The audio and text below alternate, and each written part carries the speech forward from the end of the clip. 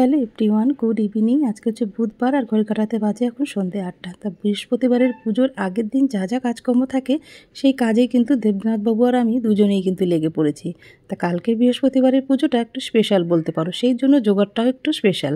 তাই জন্য সব কিছু আগে থেকে সব কিছু রেডি করে গুছিয়ে না রাখলে কালকে কিন্তু পুজো দিতে আমার একা হাতে একটু অসুবিধাই হয়ে যাবে। সেই জন্য দেবনাথবাবুকে তো দেখলে ও মন্দিরটাকে ভালো করে কিন্তু একদম নিট অ্যান্ড ক্লিন করে পরিষ্কার করে দিল। তারপরে কিন্তু পিতলের বাসনগুলোও মেজে দিয়েছে, কারণ আমি হাতের জন্য একটু বেসনের বাসন তো ঘষে মাজতে পারি না, সেই জন্য।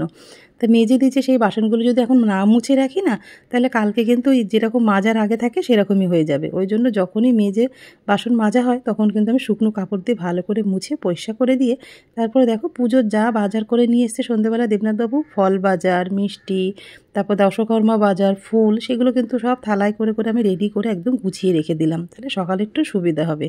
আর মার তো প্রিয় হচ্ছে নারকেল নাড়ু, সেটাও যদি হয় গুড়ের তাহলে তো আর কোনো কথাই নেই। তাই জন্য দেখো নারকেল নাড়ু বানাবো, সেটা আবার আখের গুড় দিয়ে।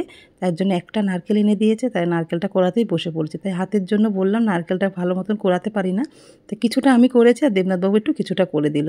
তারপরে দেখো গ্যাস ওভেনটা বার করে নিয়েছি। এবার নারকেলের যে গুড়টা নিয়েছিল আখের গুড়টা, সেটা একবারে কড়াইয়ের মধ্যেই মেখে আমি নারকেল নাড়ুটা বানিয়ে রাখবো। তারপরে কালকে তো পুজোর অনেক কিছু জোগাড় করতে হবে, তো যতটা পারি আগের দিন করে রাখা যায় ততটাই কিন্তু আমাদের সুবিধা, তাই না বলো? রান্নাবান্না রয়েছে, সমস্ত কিছু তো একা হাতে করতে হবে সকালে, সেই জন্য।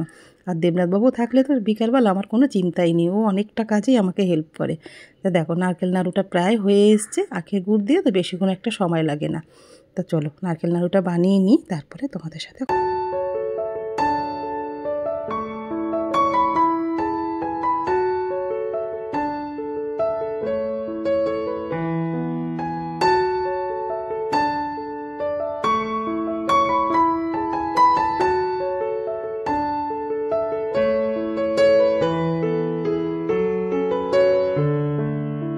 তা দেখো নারকেল নাড়ু কিন্তু বানানো আমার একদম হয়ে গেছে, আর একটা নারকেলের নাড়ু তো ওই জন্য বেশিক্ষণ সময় লাগলো না। আর তার সাথে পুজোয় যা যা লাগবে আমার সমস্ত কিছু কিন্তু গুছিয়ে একদম রেডি করে রেখে দিলাম। দেখতে যেরকম ভালো লাগছে না, কিন্তু পুজোটা দিতেও কিন্তু আমার সেরকমই ভালো লাগবে।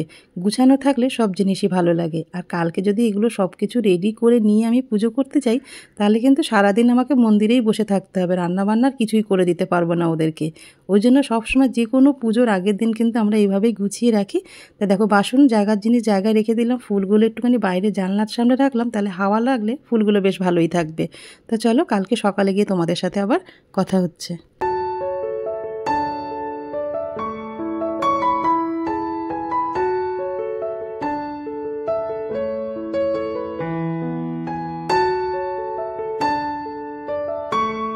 সেদিনকে যে দুটো শাড়ি কিনেছিলাম না, একটা লাল একটা নীল, নীল শাড়িটা না চেঞ্জ করতে হবে, জানো তো, একটু ছেঁড়া বেরিয়ে গেছে, সেই জন্য। আর আজকের দিনের জন্য লাল শাড়িটাই পরে ফেললাম।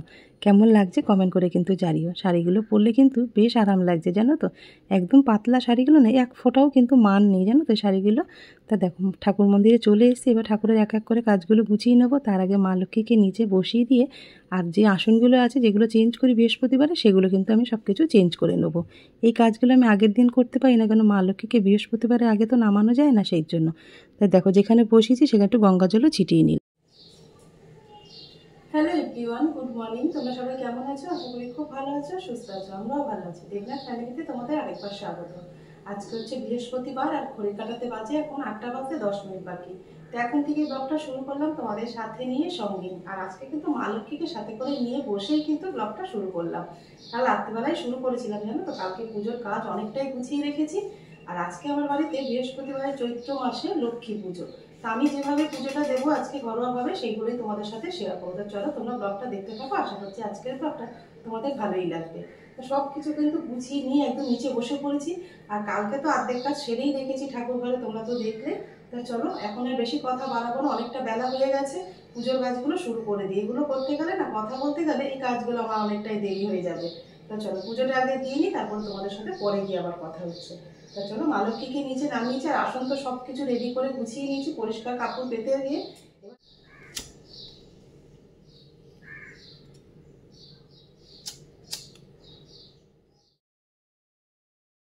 লক্ষ্মীকে স্নান করানোর জন্য একদম রেডি করে নিয়েছি। তার আগে যে কাজটা আমি প্রত্যেকবারই করি সেটা হচ্ছে তেলের একটা প্রদীপ জ্বালিয়ে নিলাম, পাশে কিন্তু ধূপকাঠিও জ্বালিয়ে নিয়েছি।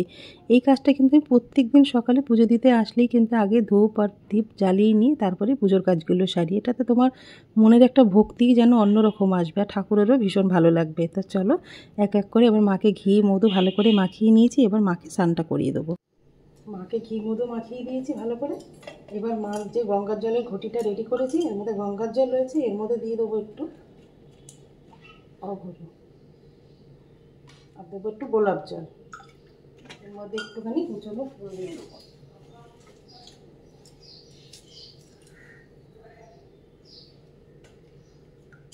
দেখো এটা দিয়ে এবার মাকে স্নান করে দেবো।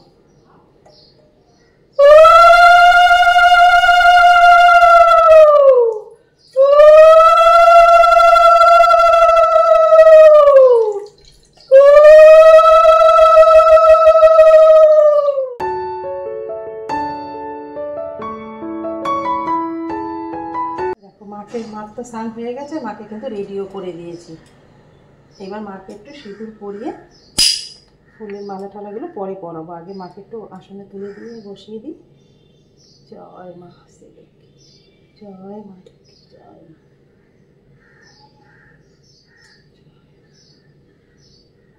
নিচের সিঁথিতে দিয়ে আয়স্তের মধ্যে দিয়ে প্রণাম করে দেবো। তো চলো মাকে বসিয়ে দিই। মা লক্ষ্মীকে কেমন লাগছে কমেন্ট করে কিন্তু জানিও।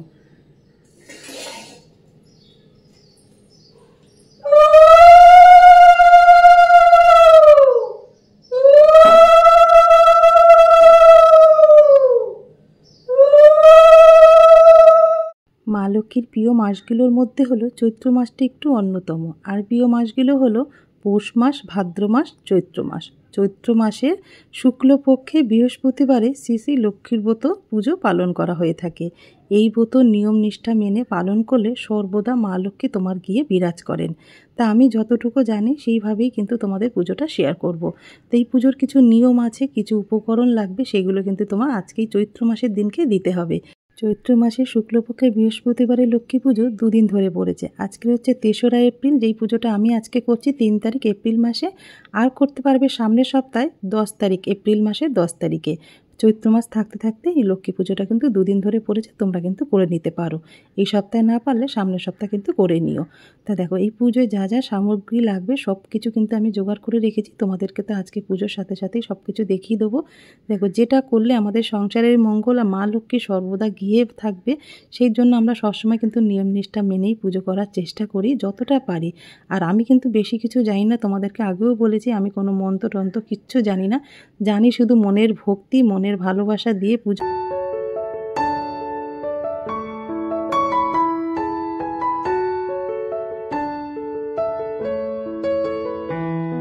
পুজোয় বসার আগে নিজেকে একটু আচমন করে নেবো, একটু শুদ্ধি করে নেবো।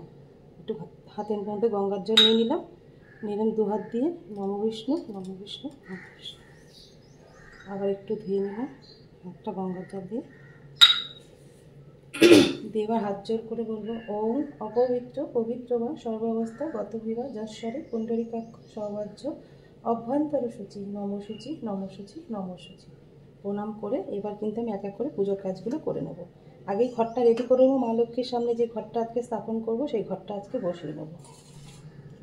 দেখো ঘটে কিন্তু আমি মঙ্গল চিহ্ন এঁকে নিয়েছি। মা লক্ষ্মীর ঘট বসাতে গেলে আমের পল্লব তো লাগবে, তার জন্য 7টা 5টা কিন্তু নেওয়া যেতে পারে বিজোড় সংখ্যা, তার মধ্যে সিঁদুরের ফোঁটা দিয়ে। আর ঘট বসাতে গেলে মা লক্ষ্মী যেগুলো দিতে হয়, আমার কাছে 3টেই উপকরণ আছে, হচ্ছে 16 আনা, আর হচ্ছে মানে সুপারিটা ছিল না বলে আমি হর্তুকি দিয়েছি, আর দিয়েছি একটা হলুদের গাঁট দিয়ে কিন্তু আমসরাটা ভালো করে দিয়ে নিলাম। দিয়ে এবার এক এক একটু পান নিয়ে নিয়েছি, পানের মধ্যেও কিন্তু একই রকমভাবে আমি সিঁদুরটা দিয়ে দেবো।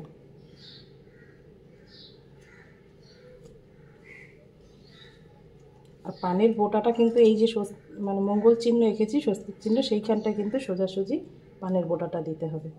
দেখো কলা দেবো ঘটে, ডাব কলা সবই দেওয়া যেতে পারে, আমি তো কলা দিই প্রত্যেক সপ্তাহে, তাই কলার মধ্যেও কিন্তু মধ্যে ফুল দিয়ে দেবো। জয় মা শ্রীলক্ষ্মী জয়, জয় মা লক্ষ্মী জয়, জয় মা, জয় মা। মা লক্ষ্মীর ঘট কিন্তু আমার রেডি হয়ে গেছে, মার ওখানে বসাবো। তার জন্য ওখানে কি কি দেবো সেগুলো তোমাদেরকে দেখি। দেখো গঙ্গা মাটি আমার কাছে এই মুহূর্তে নেই, আমি কিন্তু তুলসী তলার মাটিও কিন্তু দেওয়া যেতে পারে গঙ্গা মাটির পরিবর্তে। এখন একটু গঙ্গা মাটি, তুলসী তলার মাটি দিয়ে দিলাম। মাটিটা একটু ভালো করে ছড়িয়ে দেবো। তো দেখো মাটিটার উপরে আমি যা যা দেবো, সিঁদুরের ফোঁটা দিয়ে দেবো 5খানা।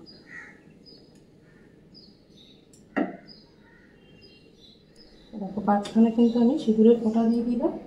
এর মধ্যে দিয়ে দেবো এবার দেবো ধান আর দেবো ফুল। ধানের পরিবর্তে তোমরা কিন্তু পঞ্চশস্য এর মধ্যে দিতে পারো, ধান চাল সেগুলো সবই তো মার প্রিয়, যে কোনো একটা দিলেই কিন্তু হয়ে যাবে। এবার মার ঘরটা আমি জল সংকটটা মার এখানে রেখে দেবো।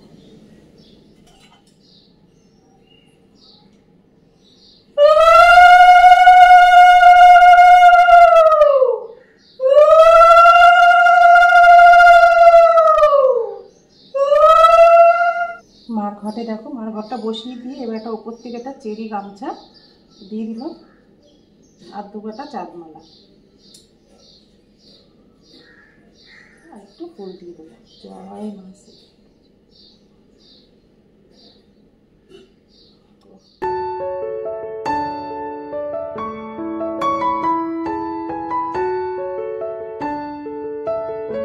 মা লক্ষ্মীর ঘটের মধ্যে চেরি গামছা আর চাঁদমালা তো আমি আগেই দিয়েছি, কিন্তু একটা ফুলের মালা কিন্তু অবশ্যই দিতে হয়। সেই ফুলের মালার মধ্যে আমি একটু চন্দন গঙ্গার জল দিয়ে মা লক্ষ্মীর নাম করে ঘটের মধ্যে কিন্তু নিবেদন করে দিলাম। তারপরে মার প্রিয় ফুল পদ্ম ফুল, সেই পদ্ম ফুলের মধ্যে কিন্তু আমি চন্দন গঙ্গার জল দিয়ে মার হাতের ওখানে দিয়েছি। অনেক সময় কী বলো তো, মালা পরাতে গেলে না, রজনীগন্ধার মালা বা তুমি গাঁদা ফুলের মালা যাই পরাও না কেন, অনেক সময় পদ্ম ফুলটা না ওখানে রাখা যাবে না। তো এখনও তো মার হাতে দেওয়া রয়েছে, যখন দেখবো মালা পরানোর পরে যদি নাও খোলায় ওখানে হাতে রাখতে পারি, তাহলে কিন্তু পদ্ম ফুলটা আমি ঘটের ওপরেই মাকে নিবেদন করে দেবো। তা দেখো এক এক করে সব মালার মধ্যে চন্দন গঙ্গার জল দিয়ে ঠাকুরকে এক এক করে পরিয়ে দিয়ে এবার বাদবাকি ঠাকুরকে এবার চন্দন দিয়ে সাজিয়ে দেবো। আমার ভোলেনাথকে কিন্তু আমি আগেই স্নান করিয়ে দিয়েছি। এবার আমার পুচু সোনাকে দেখো, মানে আমার গোপাল সোনাকে, ছোট্ট গপু সোনার জন্য আমি একটা ছোট্ট জামা নিয়ে এসেছিলাম আগের দিন। সেই জামাটা গপুকে একটু ভালো করে স্নান করিয়ে ওই জামাটা কিন্তু আমি পরিয়ে আসনে বসে দিলাম রাধাকৃষ্ণ। তোমরা একজন কমেন্ট করে জানিয়েছো রাধাকৃষ্ণের ফটোটা আমি কোথা থেকে নিয়ে এসেছি। এটা একবার মায়াপুরে গেছিলাম, মানে সবার প্রথমে যখন মায়াপুরে গেছিলাম, তারপরে 7-8 বছর তো হয়ে গেছি, সেই সময় আনা। জানো তো ফটোটা না মাঝখান থেকে একটু আলাদা হয়ে গেছে। আমি আবার রাধাকৃষ্ণের ফটো ভালো দেখে একটা কিনে নিয়ে এসে তারপরে আসনে রেখে দেবো। আর তোমরা অনেকেই জিজ্ঞেস করো যে লক্ষ্মী ঠাকুরের সামনে নারায়ণ ডাকতে, কিন্তু নারায়ণ লক্ষ্মী আমাদের বাড়িতে তো পুজো করে না, আমাদের রাধাকৃষ্ণ পুজো। তোমাদের আগেও বলেছি যে আমাদের কুলগুরু হচ্ছে রাধাকৃষ্ণ, সেই জন্য রাধাকৃষ্ণর পাশে কিন্তু তুমি মা লক্ষ্মীকেও পুজো করতে পারো। সেই জন্য কিন্তু আর প্রত্যেকটা গৃহস্থের বাড়িতে কিন্তু মা লক্ষ্মী সর্বগৃহে থাকে, সেই জন্য কিন্তু আমি মা লক্ষ্মীর পুজোটা করি। আর সাথে তো আমার শ্বশুরমশাই রাধাকৃষ্ণর পুজোটা করেই। মা লক্ষ্মীর পুজো দেবো, একটা মঙ্গল অর্ঘ্য থালা সাজাবো না, তা কখন হয়? তা দেখো থালাটা রেডি করতে, আর চৈত্র মাসের লক্ষ্মী পুজোয় বললাম কিছু নিয়ম আছে, সেটা হচ্ছে 5খানা পান আমি কিন্তু সিঁদুর মাখিয়ে নিয়েছি। তারপরে দেখো ধানের একটা যে কোনো পাত্রের মধ্যে কিন্তু ধান ভরে দিতে হবে। তার যে আমি কিন্তু ছোট্ট একটা পাত্রের মধ্যেই দিলাম, তোমরা চাইলে কিন্তু বড় একটা যে কোনো পাত্র নিতে পারো, বা পিতলের ছোট্ট হাঁড়ি থাকে সেগুলো নিতে পারো। তার মধ্যে দেখো আমি কিন্তু ভরে কিন্তু ধান দিয়ে দিলাম। আর এই চৈত্র মাসে কিন্তু 5 কড়ি দিয়ে পুজো অবশ্যই দিতে হয়, এটা কিন্তু চৈত্র মাসের লক্ষ্মী পুজোর এটাই নিয়ম। তা 5খানা কড়ির মধ্যে দেখো আমি ভালো করে গঙ্গার জল দিয়ে একটু শোধন করে নিয়ে ওর মধ্যে একটু সিঁদুরের ফোঁটা দিয়ে 5খানা কড়ি, 2টো নাভি শঙ্খ, একটা 16 আনার কয়েন, আর দিয়ে দিলাম হচ্ছে হলুদের গাঁট, একটা সুপারি। এই দিয়ে কিন্তু আমি মঙ্গল অর্ঘ্য থালাটা কিন্তু মা লক্ষ্মীর জন্য একদম রেডি করে নিলাম।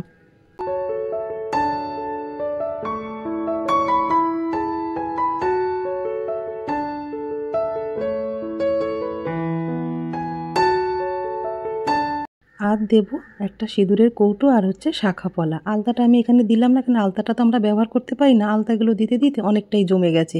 আর সিঁদুরটা দিলে না আমরা সেটা ব্যবহার করতে পারবো। মা লক্ষ্মীর সামনে আজকের চৈত্র মাসের বৃহস্পতিবারের পুজোর দিন একটা মঙ্গল অর্ঘ্য থালা কিন্তু রেডি করতে হয়। তার জন্য দেখো থালাটা কিন্তু আমি একদম রেডি করে নিয়েছি। এই থালাটা এবার মা লক্ষ্মীর কাছে আমি নিবেদন করব। জয় মা শ্রীলক্ষ্মী, জয় মা। একটা আলতা সিঁদুর কিন্তু আমি নিয়ে নিয়েছি, এই আলতা সিঁদুরটাও মার কাছে।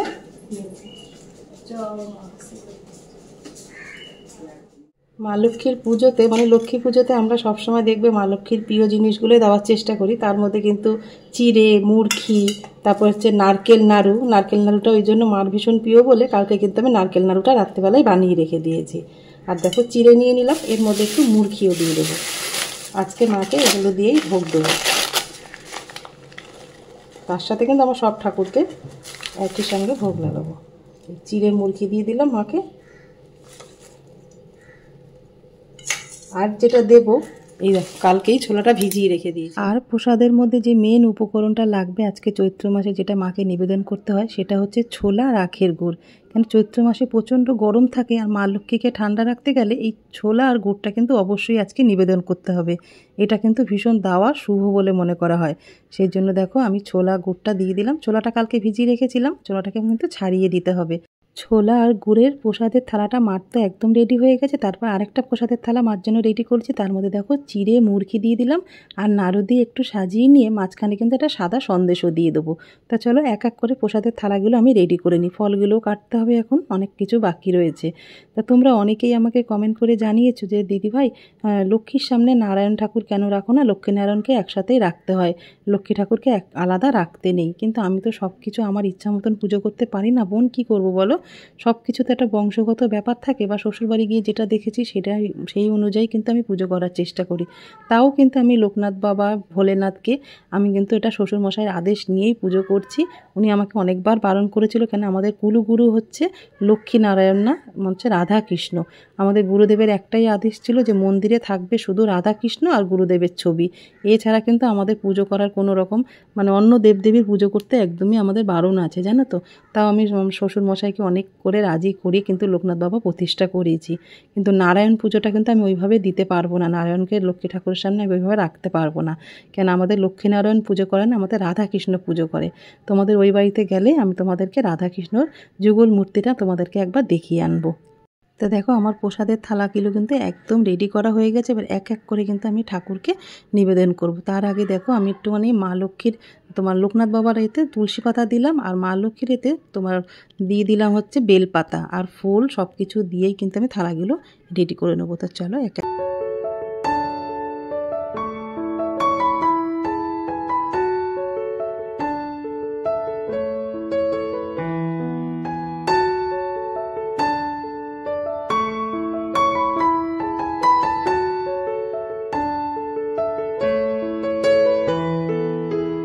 প্রসাদের থালাগুলো যে নিচে রেডি করেছিলাম সেগুলো দেখো ঠাকুরের সামনে কিন্তু একদম গুছিয়ে রেডি করে দিয়েছি।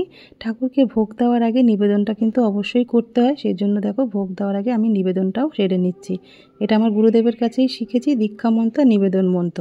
গুরুদেব বলে গেছে যেটাই ঠাকুরকে দিস না কেন সেটাই কিন্তু নিবেদন করে দিতে হয়। আর শিখেছি আমার শ্বশুরমশাইয়ের থেকে। শ্বশুরমশাইকে দেখেছি যে কোনো কিছু মুখে দেওয়ার আগে তার গুরুদেবকে আর রাধা গোবিন্দকে নিবেদন করেই কিন্তু সেটা সে মুখে দিত। সেটাই কিন্তু আমি ধরে রাখার চেষ্টা করি। নতুন যে কোনো ফল উঠলে আগে আমার ঠাকুরকে সেবা দেবো, তারপরেই কিন্তু আমরা সেটা গ্রহণ করি। পুজোর সমস্ত কিছু গুছিয়ে নিয়েছি, এবার মার সামনে একটু অঞ্জলি দিয়ে নেবো। তার জন্য দেখো ফুল বেলপাতা যা যা হাতে নেওয়া সেগুলো নিয়ে মা লক্ষ্মীর নাম করেই কিন্তু আমি ঘটে নিবেদন করে দেবো ফুল। দেখো অত মন্ত্রতন্ত্র আমি তো অত কিছু জানি না, যেটা জানি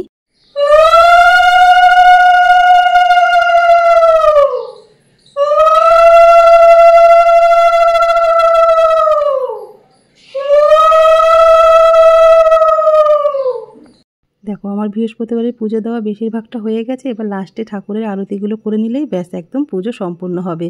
তা ধুনো দিয়ে আরতি করে নিলাম, আগে প্রদীপ দিয়ে করে নিয়েছি, তারপরে দেখো জল শঙ্কটা দিয়ে আরতি করে নিলাম ঠাকুরকে।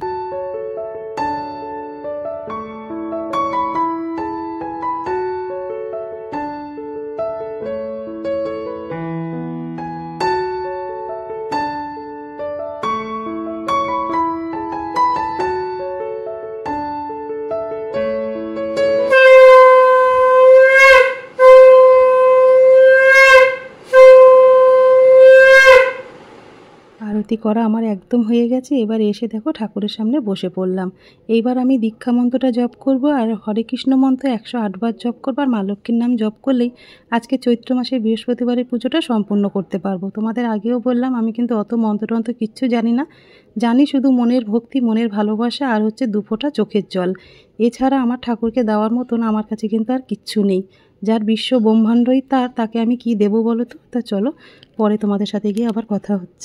মাসে বৃহস্পতিবারে লক্ষ্মী পুজো আমার ঘরে কিন্তু দেওয়া একদম হয়ে গেছে। আর একদম ঘরোয়াভাবে নিজে যতটুকু জানি সেইভাবেই কিন্তু পুজোটা দেওয়ার চেষ্টা করি, আর সেগুলোই কিন্তু তোমাদের সাথে শেয়ার করি। এমনি তোমাদের আগের দিন যেই ব্লগটা শুরু করেছিলাম পুজোর সব কিছু জোগাড়, আর আজকে চৈত্র মাসের বৃহস্পতিবারের পুজো, সব কিছু মিলিয়ে মিশিয়ে তোমাদের কেমন লাগলো কমেন্ট করে কিন্তু জানিও। আজকের ব্লগটা এই পর্যন্তই রাখলাম। যদি তোমাদের কিছু ভালো থাকে লাইক কমেন্ট শেয়ার করো। আমার চ্যানেল নতুন হলে অবশ্যই কিন্তু সাবস্ক্রাইব করো। এই আমার পুজো দেওয়া সবে শেষ হলো, 10টা 15 বাজে, এই সবে শেষ করলাম। সেই 6:30টায় উঠে ঘরের কাজ পুজো সারতে এতটা সময় লেগে গেল। কালকে কত কিছু জোগাড় করে রেখেছি, তাও কিন্তু এতটা সময় লাগে পুজো দিতে আমার। আর এত কিছু ভাগে ভাগে মানে জোগাড় করতে হয় না, সেই জন্য। এবার সন্ধ্যেবেলা পাঁচালি করলেই কিন্তু আজকে পুজো দেওয়াটা একদম কমপ্লিট হয়ে যাবে।